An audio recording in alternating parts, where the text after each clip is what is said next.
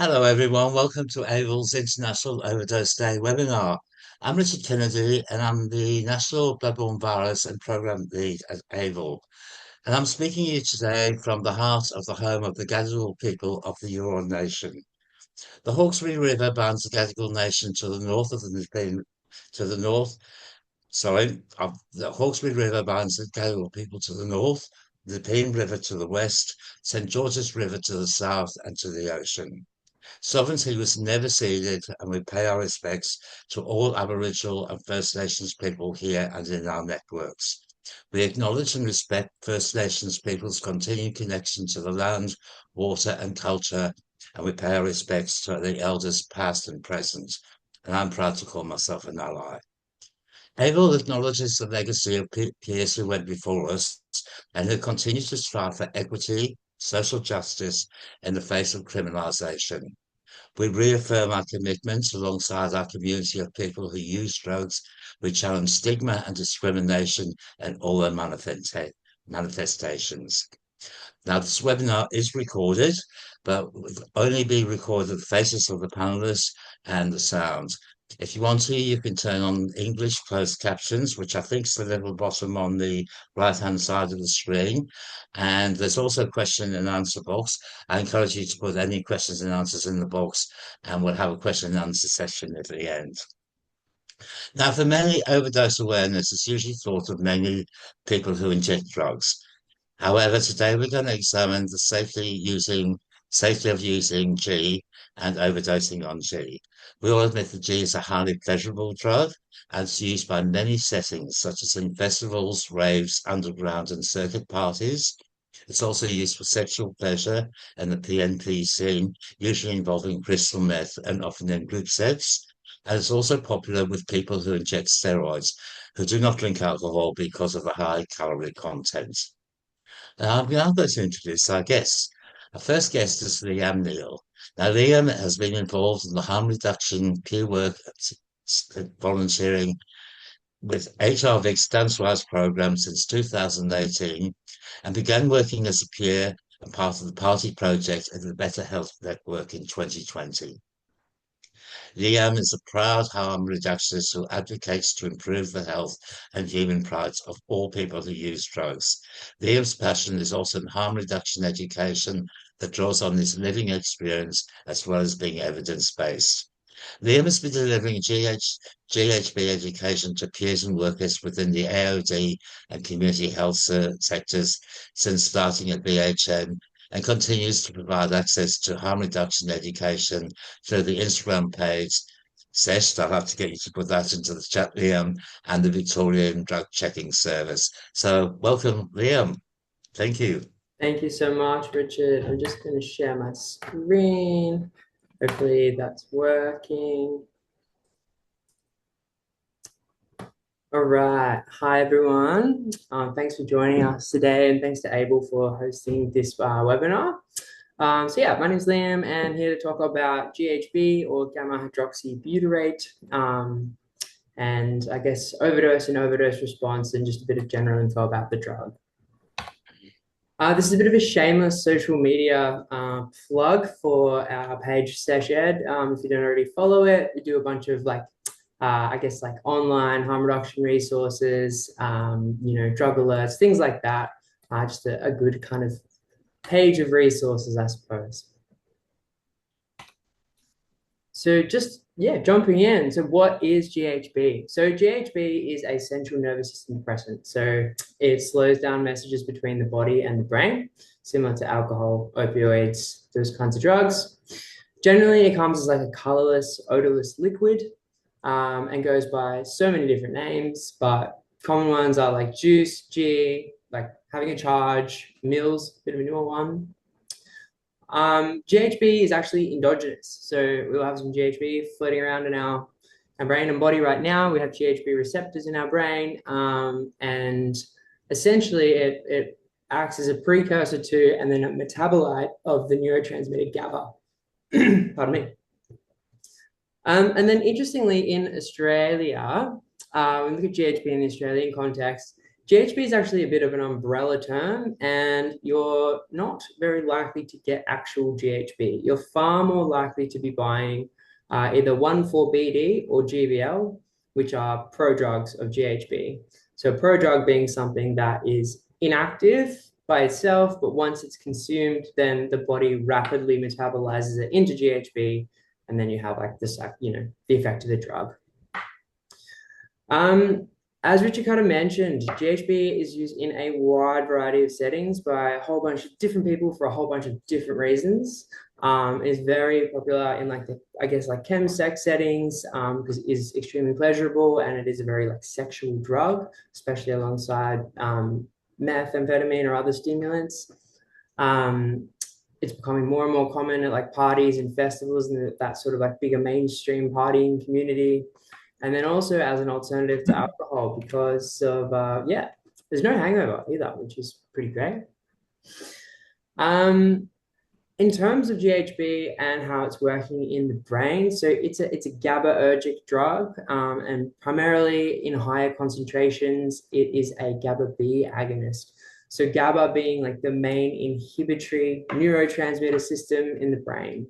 So other GABAergic drugs are things like benzodiazepines, Lyrica, alcohol, gabapentin, those kinds of drugs. So similar, but also not so similar as well in other ways. It's very euphoric. It can make you feel very connected to people. But interestingly, like as the concentrations are lower in our body, it's binding or working on those endogenous GHB receptors. And it has more of a stimulant-like effect as well, which is sort of what people are looking for. It's as you start to get higher and higher with the dosing, that's when you can experience those like stronger sedative-like effects. So just to break down a little bit of a difference between the three. So GHB in the middle, gamma hydroxybutyrate, it is generally, it's actually in a salt form, but that's very, very rare. So usually it comes premixed into like an aqueous solution. So it's watery, odorless, kind of tastes like the ocean. And the thing with it is that the strength can really vary greatly between different batches because you don't know how much G per mil of water is being mixed in.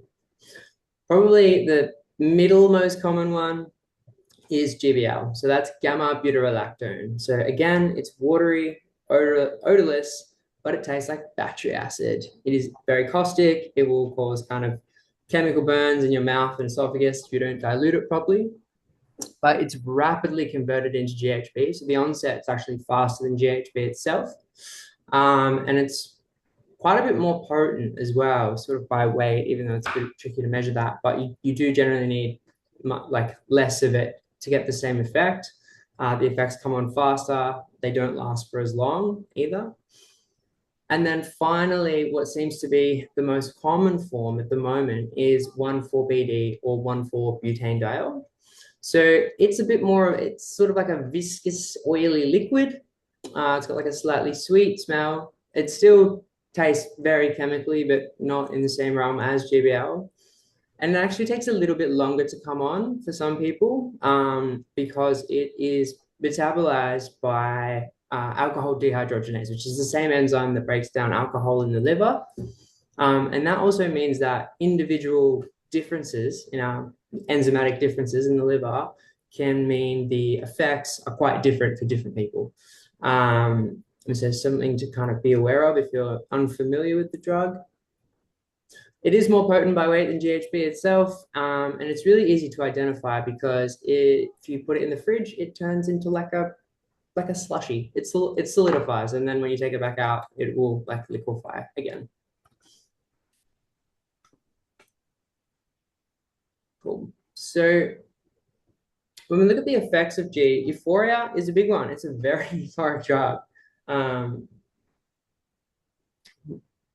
It's sort of like people describe it as like a mixture between like MDMA, alcohol, cocaine. It's just like this big euphoric, blurry, huggy, lovey feeling. It also, takes away your anxiety, can help with like, social situations if someone gets a bit of social anxiety in the same way that someone might use alcohol. And one of the main effects of it is its effect on your libido and sexual performance. It's a very sexual drug, alongside that loss of inhibitions as well, which can be both like positive or negative, depending on like the context and situation. Um, it makes people feel more social, more connected, more like empathic towards each other. And like I said, there's kind of little to no hangover or calm down with like a regular use. But rebound anxiety does definitely start to happen if you've been using it for like quite a long time in one session. But as you increase the dose, you're also kind of increasing the risk of experiencing the negative effects. So this can include like nausea, vomiting, that loss of inhibitions, which can definitely be a negative thing as well. Sedation to the point of like quite, reduced consciousness that will last reliably for about 3 to 4 hours. Reduced motor function, so people sort of getting a bit sloppy and a bit messy. And then random movements or twitching, where it's sort of like they can't help but tense up their muscles or moving in certain ways. Amnesia is not uncommon if someone does kind of drop or blow out or overdose. The language is a little bit confusing, a bit complex around it, but we'll get into that. And then also slow breathing and heart rate, especially if someone's had quite a bit. So for overdose, what does it actually look like? So generally, it is a rapid deterioration in consciousness. So someone will be, upright fine one moment, and then that last dose kicks in, and they really start to like change and like become very intoxicated quite quickly. Confusion is not uncommon as someone's trying to like keep themselves awake, but they're not really able to. So it can be very like in and out of consciousness. So myoclonic jerking movements, like I said, this sort of inability to control your muscles and this tensing and untensing, or people's breathing can become shallow or irregular, which can be quite concerning. And there is the risk of respiratory depression with like higher doses, and if there's other central nervous system depressants on board. Seizures as well at high doses can happen. Vomiting, which is obviously a huge risk if someone is unconscious or difficult to rouse and they're on their back and they vomit. The risk of choking is really high. Bradycardia, so a really slowed down heart rate and a lowered body temperature, to the point of someone becoming really like in a sort of subcomatose state, which can be really serious. And I will just sort of mention, like, there is this common perception amongst, a lot of people that use G, that you can use high doses of stimulants to sort of reverse the effects or counteract the effects of the GHB and stop an overdose. And this might work in a small number of cases, but it also comes with its own sort of set of risks, including like the person not consenting to having, being given the drug, they're unable to give consent, and it puts a lot of pressure on your heart, and it can really just actually make things much worse and more difficult to manage. And so finally, like on the graph on the right here, it just kind of shows that what makes G, or part of what makes G, I guess, like a high risk kind of drug, is that the margin of like error between the desired effects and then losing consciousness is quite small. So for someone with, little to no tolerance, that can be as little as 0.5 ml of liquid, which, you cannot see with the eye, which is why using like these practical harm reduction strategies that I'll run through are so important when it comes to using G. It's not sort of like, taking a pill, set and forget. It's a bit different to that. And so what to do when someone does overdose? So it's really about measuring their responsiveness, that level of responsiveness. And it's also about, your level of comfort and knowledge around it, as well as, knowing what else maybe this person has on board, if they've mixed other drugs with it. But essentially, it's, is someone able to be responsive to your voice? Are you able to keep them awake, like by sitting them upright, asking them questions, and then just like sitting with them for a couple of hours and as a drug does leave the system quite quickly, people do tend to uh, increase in consciousness quite quickly as well. But if someone has had enough, then they're not going to be able to stay awake. And so then it is really about making sure that their airways are clear, that they're in the recovery position, and that you're still getting some response. And that's usually through a pain response. So the trapeze pinch is a good one. And then monitoring that person. Obviously, if at that point you're really concerned or their breathing's irregular or you're just, yeah, not able or willing to kind of look after them, then that you could call an ambulance then for sure. And if someone is at the point that they are unresponsive to voice and to pain, that is an absolute medical emergency. So you'd be calling an ambulance, recovery position, checking their airways, and then potentially even doing CPR if that's what's required. I will just quickly mention like the complexities, I guess, around like overdose when we're talking about GHB. So there's a few things that come into it in terms of, most people who you use GHB will experience like a blowout or an overdose at some point.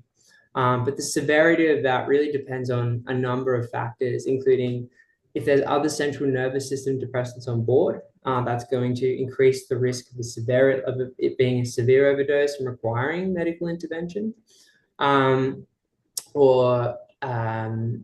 The actual dose they've taken, if someone's accidentally ingested a really large amount, then that's going to change that too. And so there are factors as well as the intention of why the person's using it. If someone has taken what would be like a larger dose and they're going to bed to go to sleep, that is a bit different to someone being out in public and accidentally having that amount and then not being able to sort of stay conscious, and that's risky as well. So there's a few factors that come into it.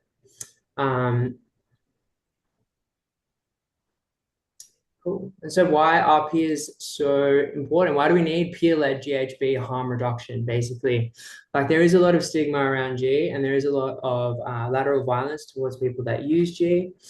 And so we know that peers are essential to reducing GHB-related harm in non-clinical spaces. And that is because, it's often like, if it's being used in like a sexual setting or whatever, that there's that like safety in community, and often that like peer knowledge of people knowing how to take care of them, their friends, and then knowing where the line is and like when it actually does become a medical emergency. We also know that peer-led initiatives can provide like accessible and evidence-based education to like different peer networks and drug using communities. So having like different peers who are able to speak to different peers who then go and speak to their peers really increases like the knowledge overall, and it spreads through those peer networks. And overall, we're just making the community safer. And generally, peers are the best place to do that. We're able to utilize our living experience to like contextualize the risk, to reduce stigma, and then to also address like the lateral violence in the community as well. And then finally, we're able to provide like practical strategies to reduce harm, whilst also focusing on how to enhance pleasure, which is a big part of it. It's really important in part of all harm reduction education, I think.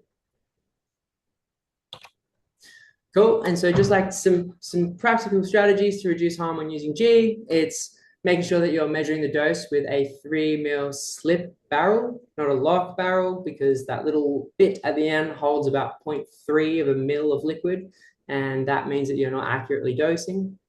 You want to set an alarm or note the time that you took the dose, because when you're flying high, you're like, it's been an hour and a half when it's been 40 minutes.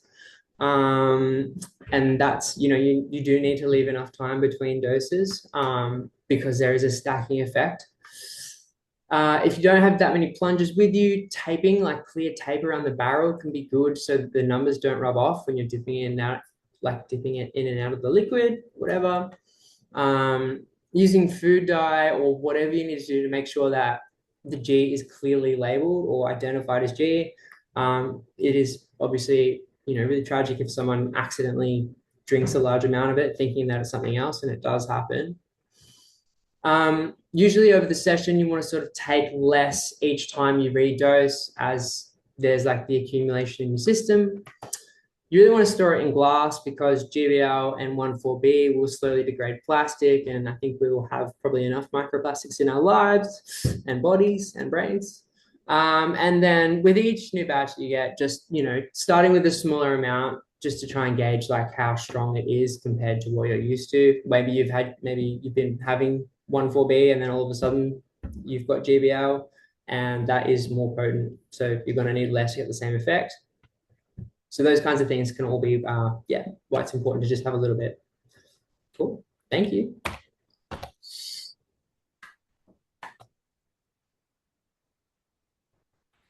Thank you, Liam. That's been absolutely fantastic. You've actually, as a pure energy user myself, you've actually taught me absolutely heaps. So thank you so much for that presentation. And there's also a few questions that have already come up, so we'll be asking you at the end. Just to remind everybody else who's watching this webinar, um, there is a Q&A button. Please put all questions and comments you have in the Q&A, and we'll go to those at the end. Our next speaker, thank you very much. We're going to go to Dr. Paul Dietze from the Burnet Institute, who's going to be discussing GBS overdose research and statistics in Australia and emergency department responses. So thank you for joining us, Paul. Right. I'm just going to share, and are you getting the right screen? Not at the moment. You're getting any screen? We can see you. Okay. For some reason it's not sharing. Why is it not doing that?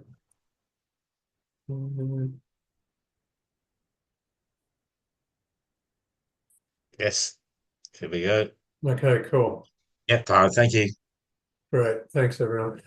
So yeah, I'm going to just talk briefly about some sort of what the evidence suggests around patterns of GHB use and some issues for emergency responses. And I think Lyon's introduction's been fantastic for sort of framing some of the questions and concerns that we might have, and hopefully have a bit of a discussion about at the end.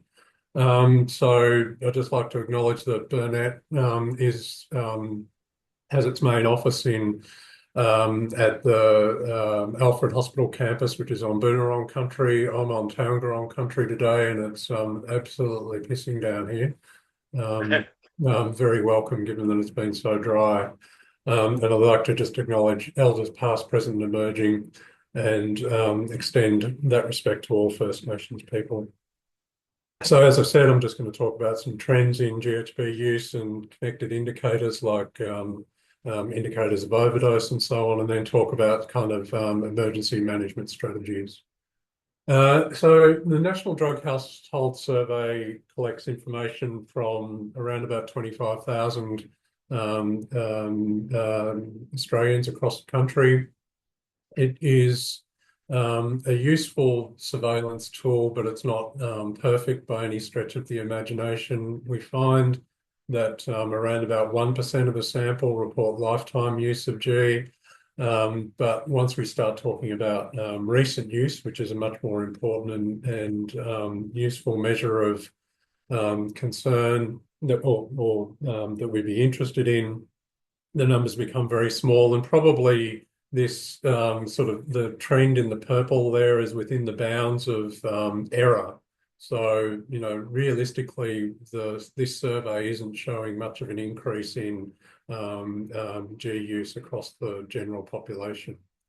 But when we look at sentinel samples of people who use drugs, so there's two national monitoring systems that are set up under the Drug Trends program that's coordinated by the University of New South Wales, the National Drug and Alcohol Research Centre there.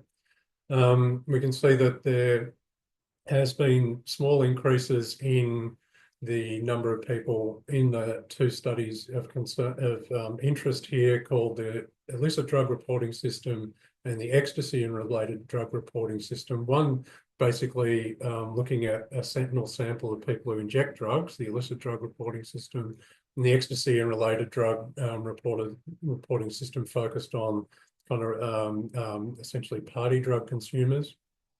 You can see that, over time, from about 2013 to 2024, we go up a little bit in relation to kind of the party drug community. And there was, however, a pretty substantial increase in the use of GHB reported by people who inject drugs. It dropped off a little bit in 2024, but something that we hadn't actually seen prior in this sentinel group has begun to emerge, and it's important in the context of some of the other data I'll go through in a minute. So let's start looking at the connected trends. So specialist drug treatment. This is basically things like residential rehab or counselling services and so on. You can see that the reports of GHB as a primary drug of concern for people showing up at drug treatment have increased from for the last 4 or 5 years.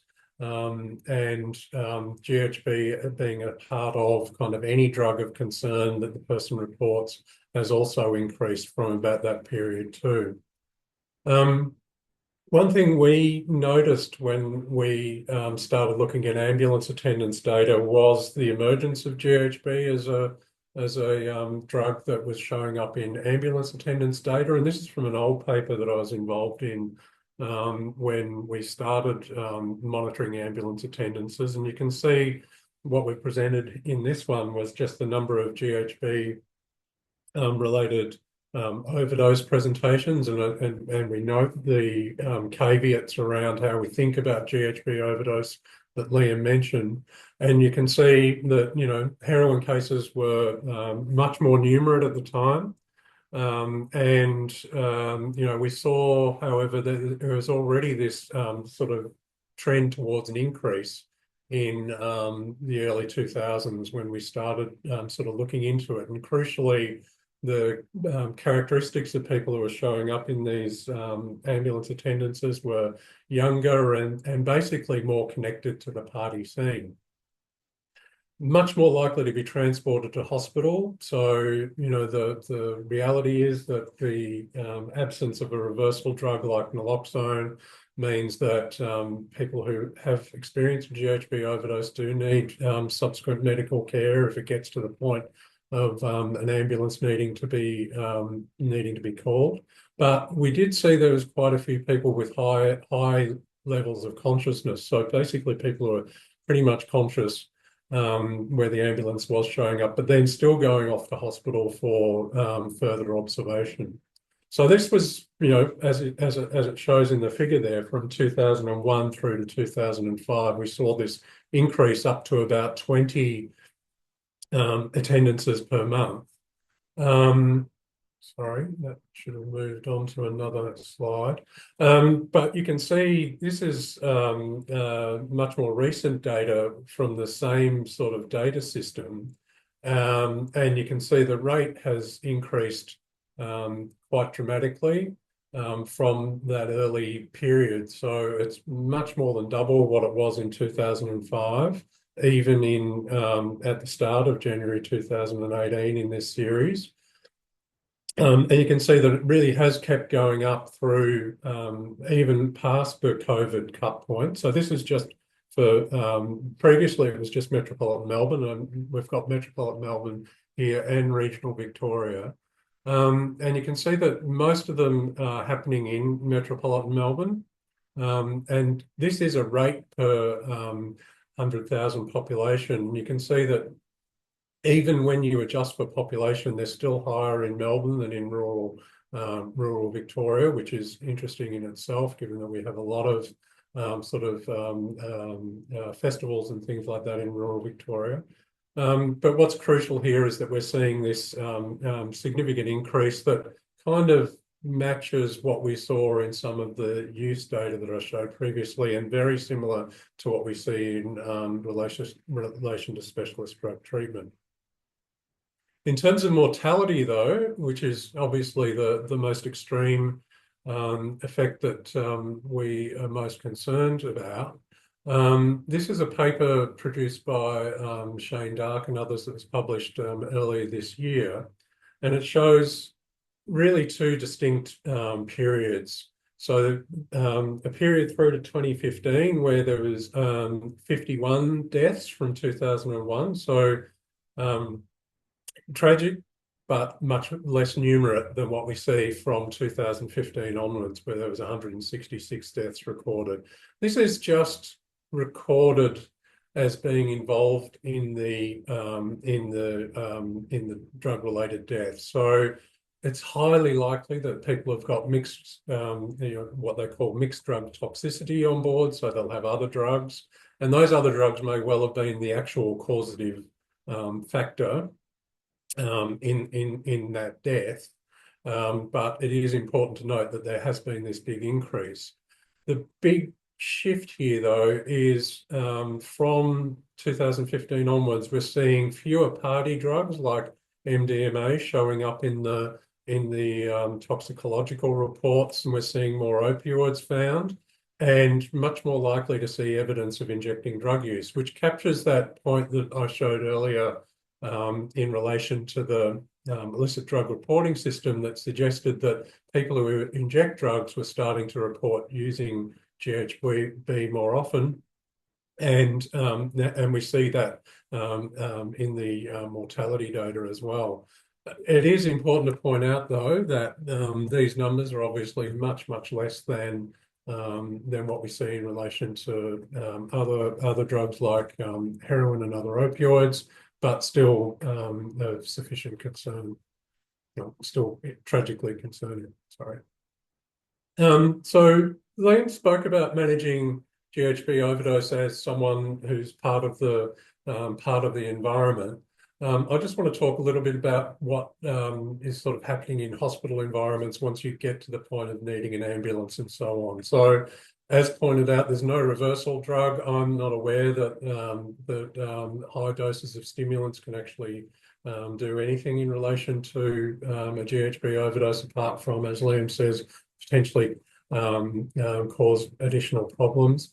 What happens most of the time is it's largely symptomatic management once you get to an emergency department. So they basically just try and manage people's symptoms, keep them under observation and respond as required.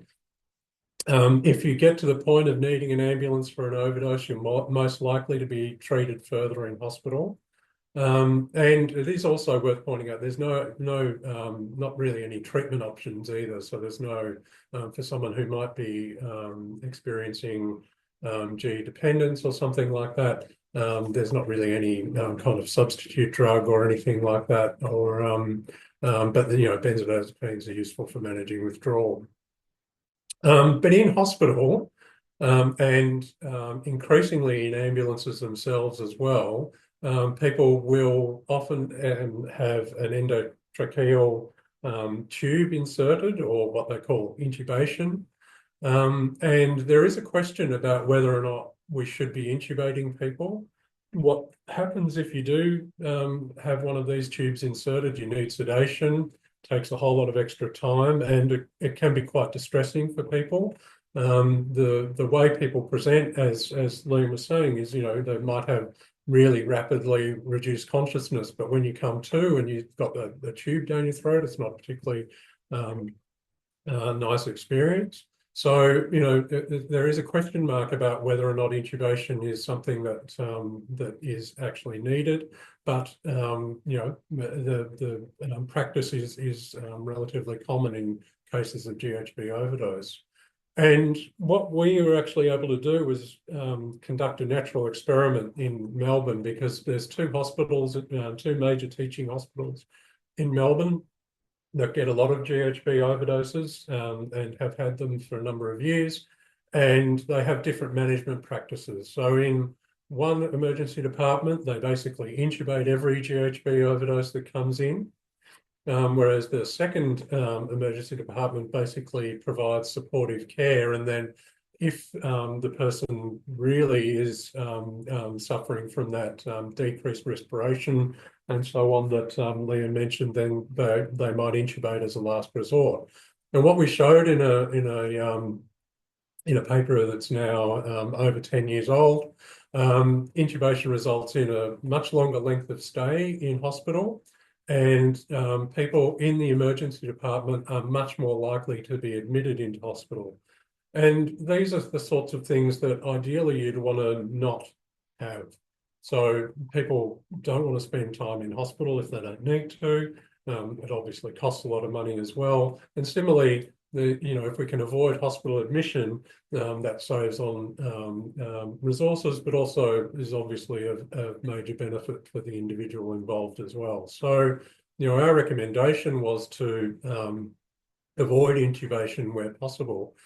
But the reality is, that's not how practice has evolved. So people are getting intubated a lot in a lot of different environments.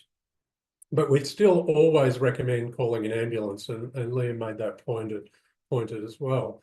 But we definitely need to have a broader discussion about managing GHB, in particular in the out of hospital setting. So this is at festivals and things like that, because managing these sorts of events in rural settings and so on is obviously much more difficult than when you've got a major teaching hospital that's only 10 minutes away by ambulance. If you've got to drive for an hour to a hospital or something like that, there's all sorts of things that might change in the way that you might need to manage it. And at a kind of ambulance practice level, there hasn't really been that discussion.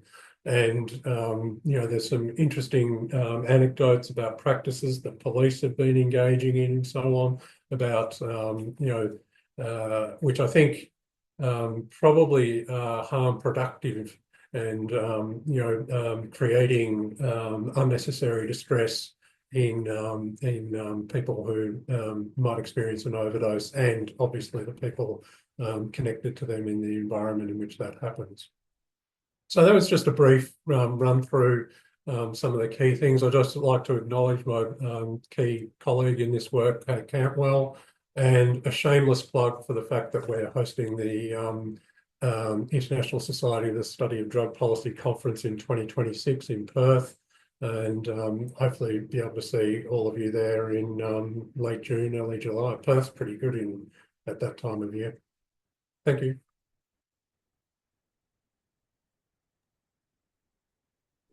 Thank you, Paul. That was very interesting indeed. And that was a good segue from what Liam was just saying before about the use of G and the different types and the different situations that people do overdose, whether it's in a festival scene, a PNP party scene, or things like that. So it's interesting to know what happens on the other side.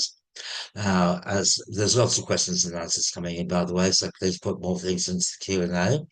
My next guest probably needs no introduction to most of you, so I'll probably let her introduce herself. But it's interesting, Paul was saying, talking about the NDIL, EDRS and IDRS. Both Erica and myself worked on that quite recently.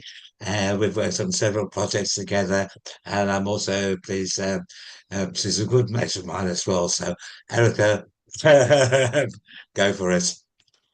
Thanks, Richard. My name's Erica. I work primarily with Pill Testing Australia, also at CanTest and a variety of other different health services. So I'm going to be talking about the Australian drug market, trends, and particularly some substances of concern. So we're going to divert a little bit away from GHB for the moment. So, alrighty. So Australian drug alerts. Since July 2024, there's been 61 drug alerts and community notices. Now, not everything that actually gets tested lands up becoming a public health alert. There's been more times that a particular substance has been identified, but these are the ones that the early warning systems have thought the public should become aware of. Obviously, the ACT has produced the most of them, with having its fixed site in Canberra, followed by New South Wales, Victoria, and then Queensland. I haven't been able to spot any particular trends, but there is a bit of a change over the time, like at what time of the year, what we really see. So we do see a lot of MDMA alerts over the festival summer season, but the main drug that people were expecting to get was actually benzodiazepines. They've been the things that we've found stuff that was not what was on the label. And the next most common one after MDMA was oxycodone. So out of the 61 alerts, nearly half of these were for prescription substances, which I think is interesting in itself. What have we been able to identify? Well, there's been a lot of nitazenes. I'm sure you've seen that all in the news, and a lot of different novel benzo detections. So let's talk about nitazenes. So nitazenes are a class of synthetic opioids that were first synthesized in the late 1950s. They've never been prescribed as medicines, but as you can see, there's a variety of different nitazenes in that class. So metonitazene, adenitazene, protonitazene, and isotonitazene. I'm not going to try and pronounce all of them off the top of my head. So there's been a number of alerts that have come out across the country, and it's been identified not just in substances that were sold as heroin, but also within MDMA, cocaine, ketamine, vapes. These are just some of the drug alerts that have come out from CanTest, from New South Wales, and through Checkpoint. And the number of alerts has continued to increase over the years. So they are becoming an area of concern. Now, with nitazenes, every single one of them varies in their potencies, their duration, and their effects. There's this amazing table that was created by Karma that was looking at the available research on what the potency of different nitazenes is compared to morphine, either in vitro or in vivo, so either in test tube or within animal studies.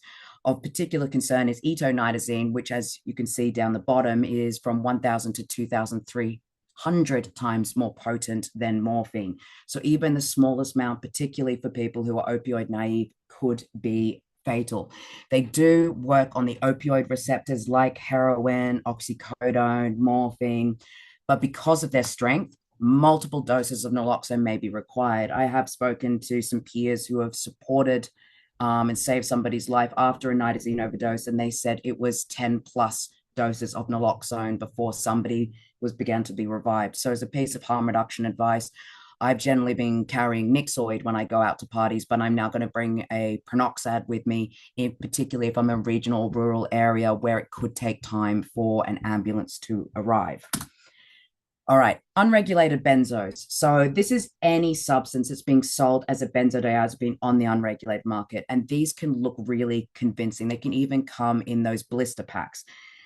And being able to tell what one is real and fake is not actually easy to do. And they can contain an absolute smorgasbord of different chemicals within them.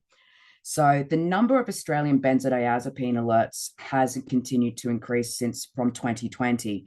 If you look on the right-hand side, we don't put at CanTest every single alert every time we find a novel benzo or a benzo or like a Xanax that doesn't contain what's in it. So really what people are seeing in the alerts is just the tip of the iceberg of the amount of novel benzos that are coming into being getting tested. What have we found in them? We have found everything under the sun, from benzodiazepines like alprazolam and nitrazepam, but also novel benzodiazepines like bromonazepam, clonazepam, ethylbromazolam. We found opioids like tramadol and tebentadol. We found nitazenes. We have found synthetic cannabinoids, synthetic piperazines, Alzheimer's meds. Every single benzo that we get in is a unique snowflake containing generally more than one particular substance. Some of them have contained up to 5. That one from memory contained N-cyclohex. Wait, I've got it on my notes just here. N-cyclohexylpentylone, which is a synthetic cannabinoid, 4-FMBZP, a synthetic piperazine, ABMDM-SBA, a synthetic cannabinoid. It also contained diazepam and denatonium. So go to the next slide. So this is this amazing table that I want to give credit to Jack Freestone for creating. And there was a number of different authors I've also credited down there for a paper that's being submitted, which looks at the available information that we have on novel benzos, because there really isn't a huge amount of information out there. I want to point out the differences between diazepam and flubromazolam. So a diazepam dose would be between 2 and 10 10 milligrams, while a flubromazolam is 0.15 to 0.25 milligrams. The onset is completely different, for being up to 90 minutes. So if you take a substance orally, normally you're expecting something within the first, half an hour, 45 minutes, maybe an hour, depending on whether you've got a full stomach or not. At 90 minutes, you're going to start potentially thinking, is this drug working? Maybe I should take more. Then the on time to peak, it goes up to 10 hours, and then it has a long half-life in itself.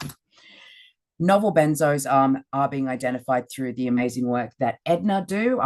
They are the most common novel psychoactive substance, and bromazolam was the most common of the novel benzos to be related with hospital presentations.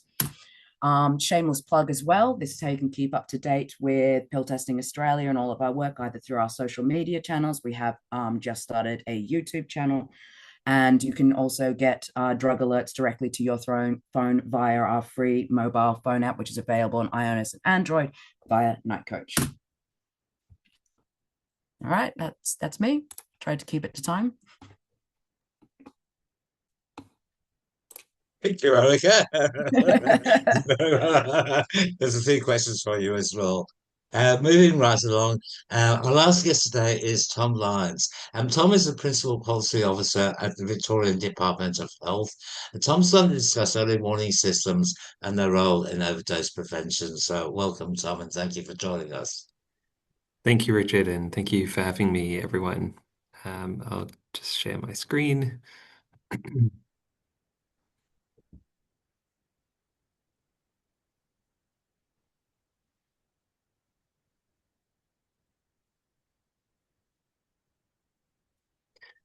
And yeah, I just want to acknowledge and echo the acknowledgements of country and of Aboriginal and Torres Strait Islander people around Australia from others, and note that I'm on Wurundjeri land in Melbourne, in the northeast part of the CBD, in the office today. So I've been asked to talk about early warning systems and their role in overdose prevention.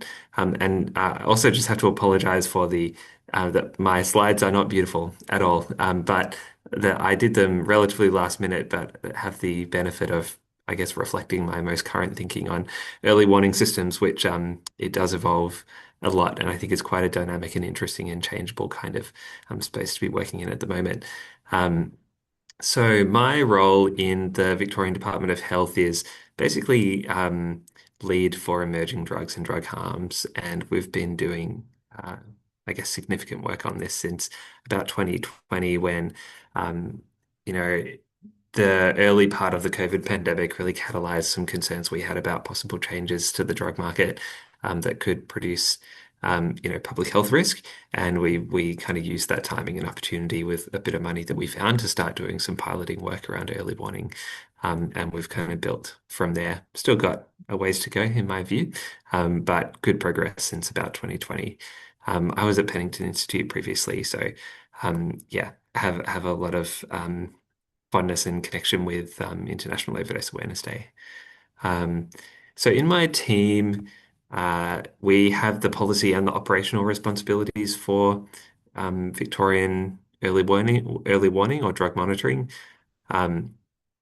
In my team, we've developed the Victorian model, built the stakeholder networks, commissioned the programs, written and published the drug alerts that we produced, all from within my team, and with a lot of help from our fantastic partners, including Harm Reduction Victoria, the Poisons Information Centre, University of Melbourne, and a wide variety of health services that support us as well. I should note that I don't officially represent the views of the Victorian government or my department, so these views are my own. And I just thought it's worth quickly clarifying some of the terminology around early warning systems, just for my very quick version.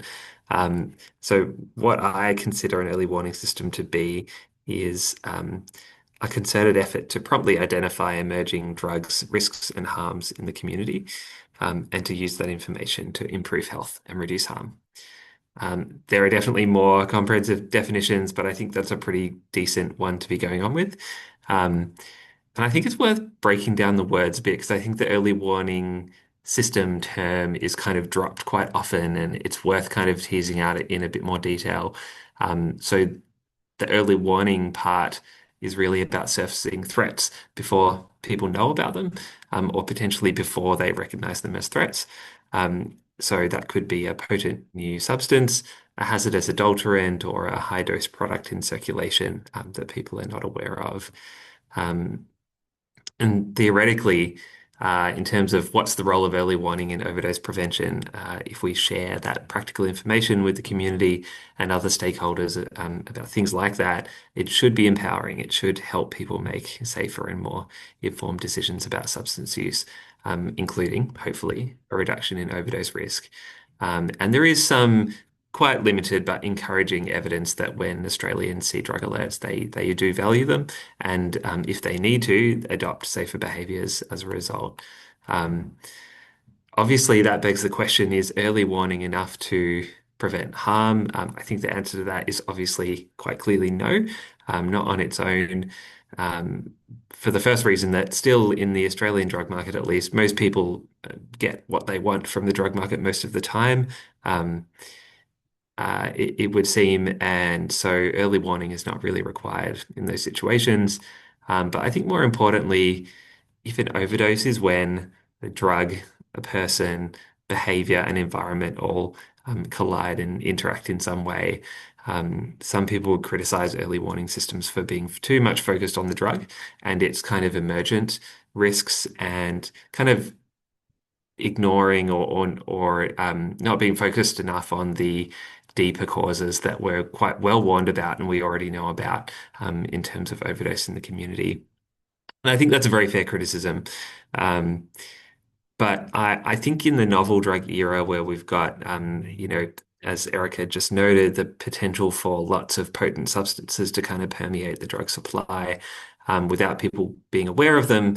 And, with things like drug checking just kind of in their infancy in Australia and not necessarily broadly accessible, I think early warning systems do still have a worthy kind of unique value and aim for Australia to provide. And I think that's because drugs like nitazenes, fentanyls, NBOMe drugs can basically overwhelm those deeper causes that I was talking about just through their sheer onset and potency. So if you don't know that you're being exposed to them. Um, I'm sure that everybody would agree that the overdose rate in Australia is tragic and far too high. And we're still fortunate not to be in the North American situation, as an example. And you kind of wonder in places like that, is early warning even useful anymore? Potent substances are not really adulterants or substitutes necessarily anymore, but they're more expected and even desired by people. It's quite a different situation from Australia. And that doesn't necessarily make things safe because dosing obviously still remains very difficult. And I think in Australia, I think there's kind of broad agreement that we don't want things to get to that point, but maybe we haven't necessarily had the conversation about what we can reasonably expect around potent and novel drugs and adulterants. So this is my personal view, but I think a reasonable aim is to try to keep them as relatively rare, largely undesired adulterants that we want to make people aware of when they do appear. Obviously, there'll continue to be some intentional use, which is fine and expected, and just hopefully remains kind of contained to people who are able to do that safely and willingly. So I think early warning systems can help with that aim by giving the community early warning of adulteration and substitution in the drug market. And I think we should do that whenever we see it. So certainly we should do it in relation to those highly potent drugs for sure. But I think even doing it for the maybe more moderate and risk novel drugs that tend to be much more common, actually, cathinones, ketamine analogs, novel benzos to an extent. I think people's understanding about what they think is in their benzos kind of varies quite a lot.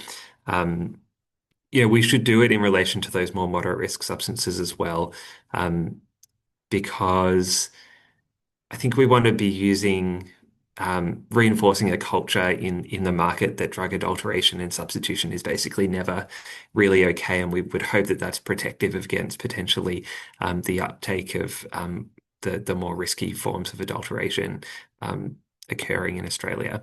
So if we accept that early warning is important for Australia, it's the other bit of the definition, I guess, that I am kept up at night thinking about, because I think we've got a long way to go in Australia to achieve this, and I think, to be honest, internationally, even internationally, there are some very good systems, but whether they're doing everything we might hope, I'm not sure.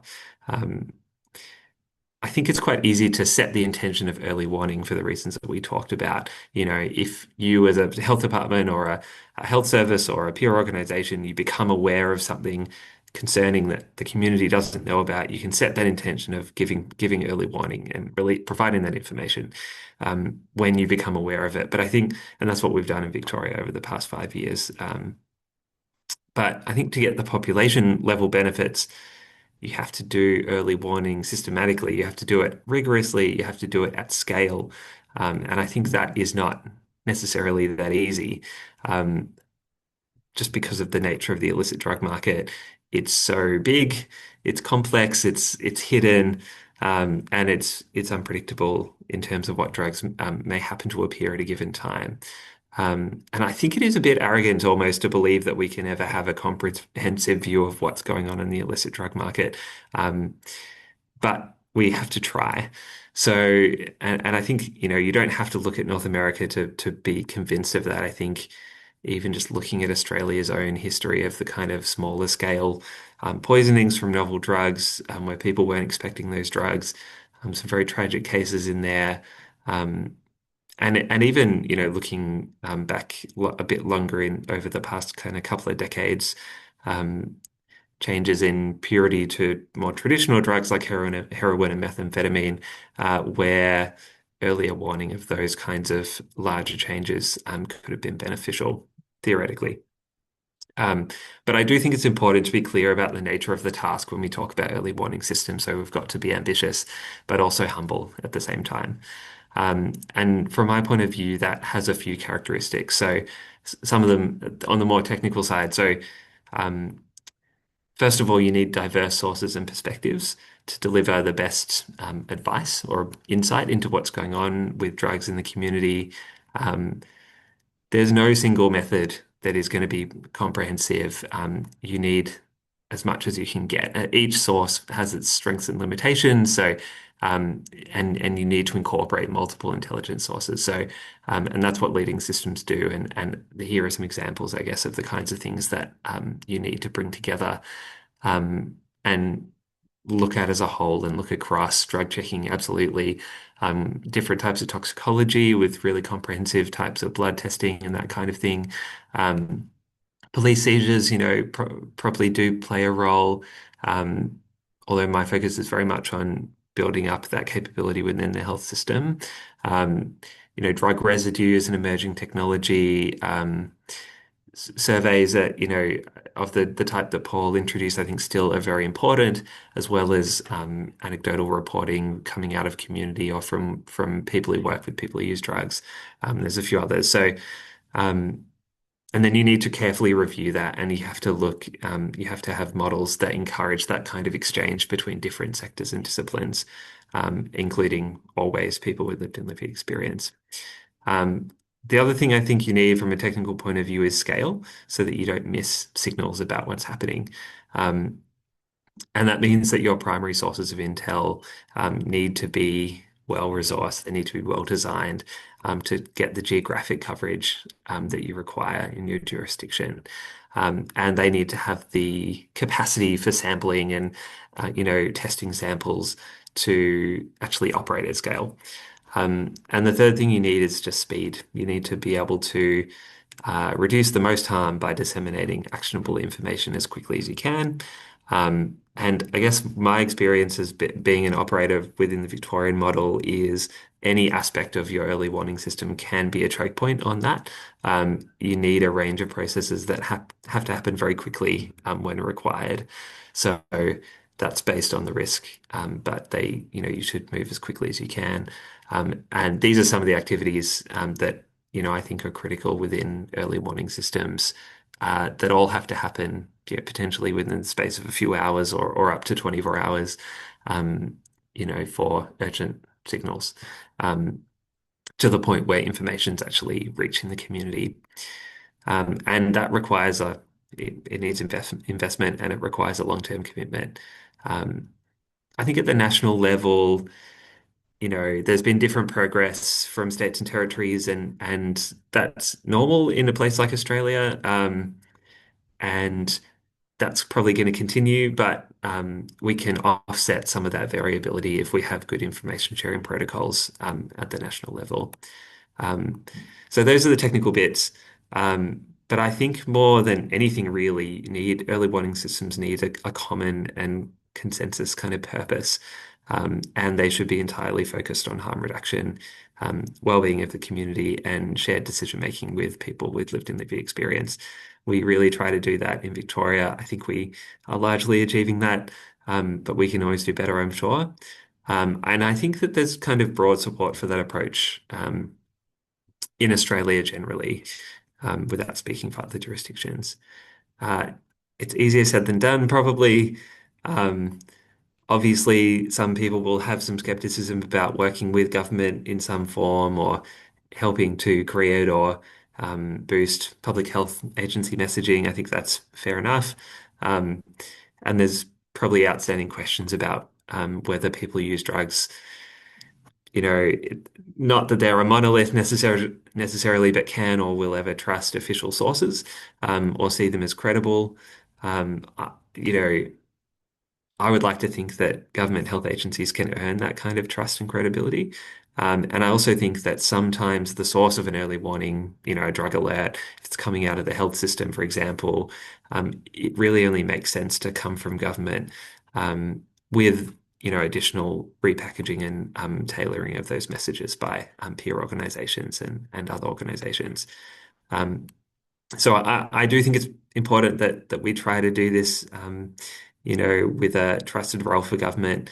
But I know that it's not that easy to beat that kind of to beat history, and there is a lot of history with those things. And as part of that, I think we need ongoing dialogue between health agencies and peers or people who use drugs to monitor and manage those concerns about trust and credibility. And I guess it's one of the reasons why I appreciated this opportunity to speak and to listen. So thank you.